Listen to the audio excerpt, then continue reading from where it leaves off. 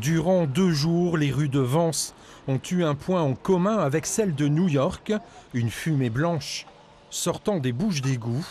Mais ici, rien à voir avec le réseau de chauffage, il s'agit simplement de paraffine utilisée pour pister le parcours des eaux. Avec ce ventilateur, on injecte de la paraffine. La paraffine va chauffer et donc va produire une fumée.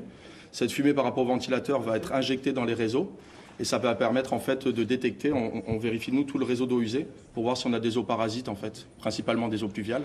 Concrètement, chaque habitation doit avoir 2 systèmes d'évacuation des eaux, une pour les eaux usées, celle des toilettes notamment, une autre pour l'eau de pluie. C'est correct puisqu'on est bien sur le réseau d'eau usée.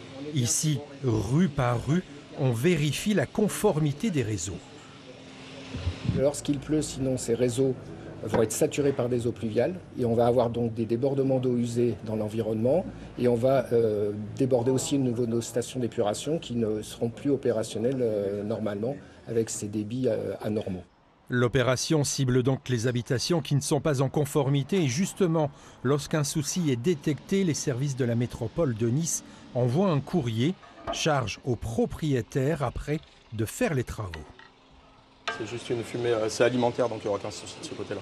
C'est juste un test et si ça ressort chez vous, c'est que c'est le réseau d'eau usée donc il n'y a aucun souci particulier. Merci monsieur. L'idée est véritablement souvent de faire découvrir aux gens, disons, un mauvais raccordement parce que la plupart du temps ils ne sont pas au courant. Ce n'est pas une intention de leur part, c'est quelque chose qui a été fait à leur insu ou dans le passé avant qu'ils rachètent. En octobre prochain, d'autres panaches de fumée sortiront de terre mais cette fois à Saint-Jean-Cap-Ferrat qui sera au cœur d'une autre opération détection.